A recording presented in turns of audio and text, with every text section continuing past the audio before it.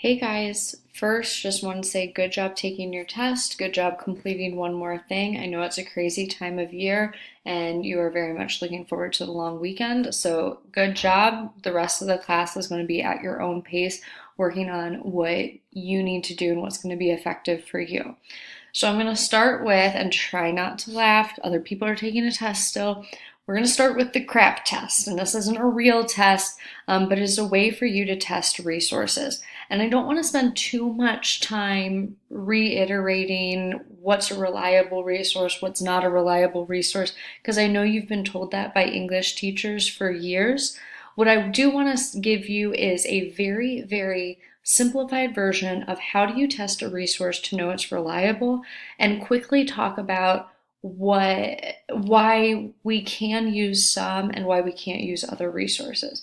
So for the past 2 or 3 days, depending on what block day you're in, I've just had you Google search, and I haven't asked you to do anything reliable or test your sources, and I didn't want to limit what you were looking at, because the reality is most of the time when we are looking for information, we Google it and we click on the first resource that we see.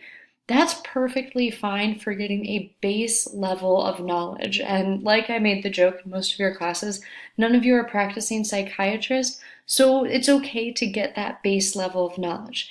Now, when you're writing a paper and you potentially could have it published, or it's going to a professor, or it's going to go to someone like me who has 3 different degrees, you need it to look credible and you want to make yourself look more credible. You do that by getting resources that are reliable. And what reliable means is they're written by someone who knows what they're talking about, and multiple sources are saying the exact same thing.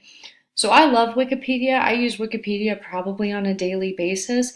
But why Wikipedia is not reliable for like a research essay is because it wasn't written by a reliable source. Any one of us can add to Wikipedia at any time. It might get taken down at any second, but it's an open source. Same with WebMD, same with like history.org if you're doing a research project. All of those sources where people can post whatever they want are not going to be your reliable resources to use in a research essay. So it's a good place to start. But anything you've found, you are now going to spend today and the next couple of weeks checking if that information is correct and then evaluating if you're able to use it in your paper or not.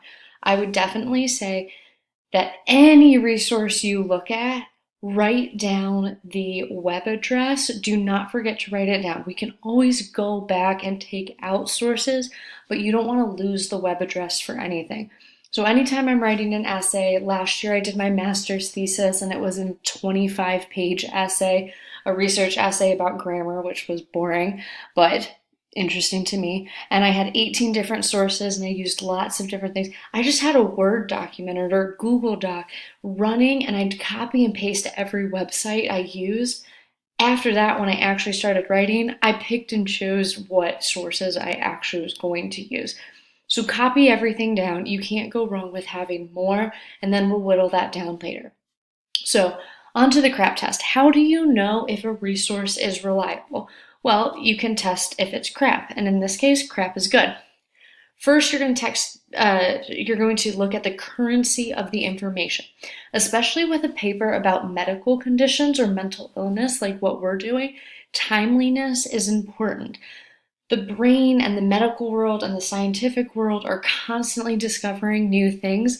You cannot be reading an article from 1972 about schizophrenia because back then they called it something completely different and the information isn't as good as it is now. So for currency, we're going to look if the website has been updated in 2009 or on. So between 2009 and 2019. All of the websites you look at, all of the articles you read should be even more updated than that, but we're going to look in the past decade. Next is relevance. This one's super obvious. Is it important information to you? If your character's not hallucinating, don't read whole articles about hallucinations and put them into your works cited page because you want it to look longer. It's not relevant. Don't waste your time. You don't have extra time. The other big thing with this one is the who is the intended audience part.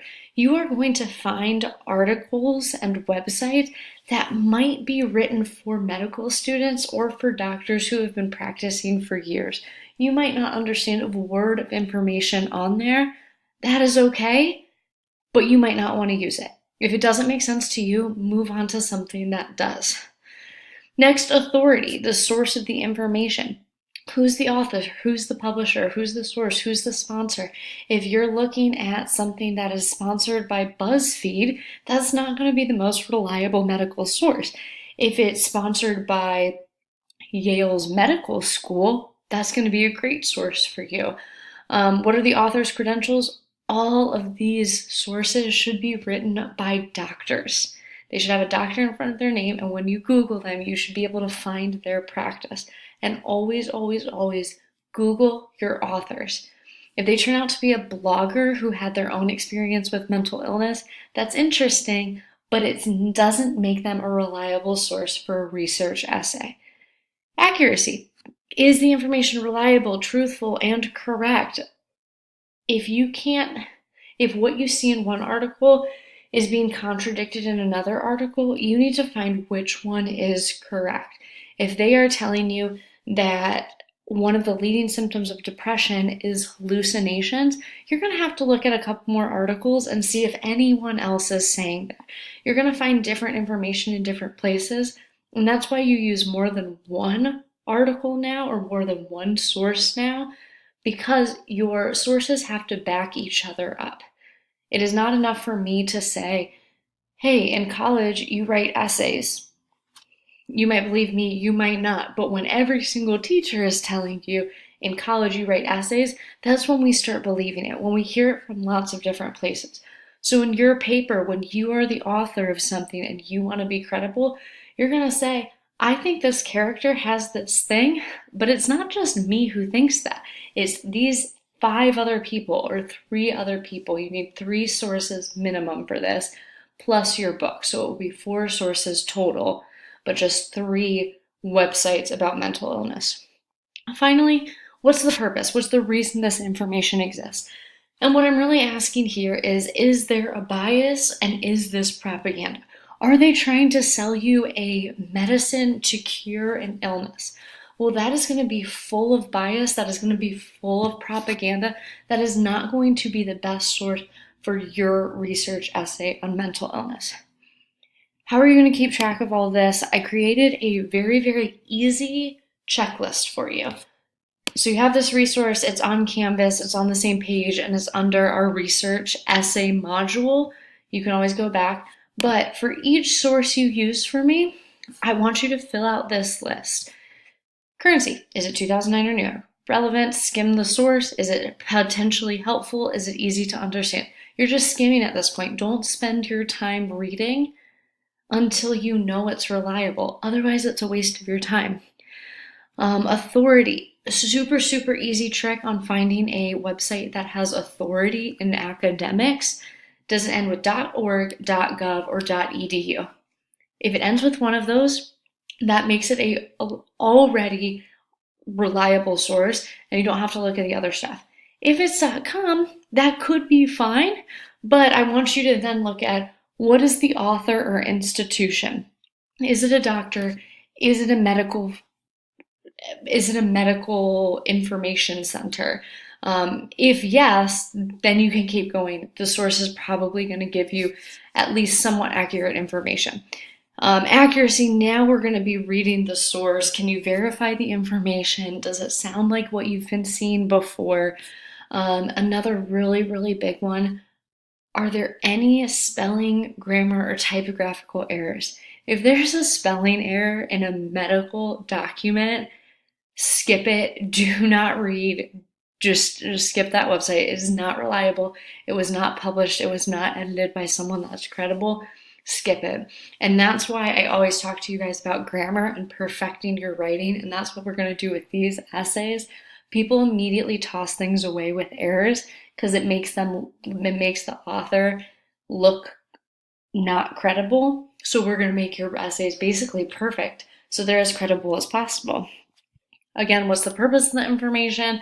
And then, is there a bias? Are they trying to sell you something? At the very bottom, if the answers to all these questions 1 through 8 are yes, plus you can answer 9 through 11 with necessary explanations, then your source is reliable. If you said no to any of the questions or could not supply answers for 9 through 11, I would just skip the source. Again, don't spend tons of time reading until you know if it's reliable or not. It makes your life easier, it doesn't waste your time, and this just makes finding sources really, really quick and easy. So moving on to the next video, once you're ready, I'm going to show you a different system for taking notes that is probably new to you. We're going to try it this week, and then next week you guys can decide if you like it, if you don't like it, if you want to create your own system. But we're going to work on something a little bit new. Most of you will find it very, very easy to do though. So that will be the next video.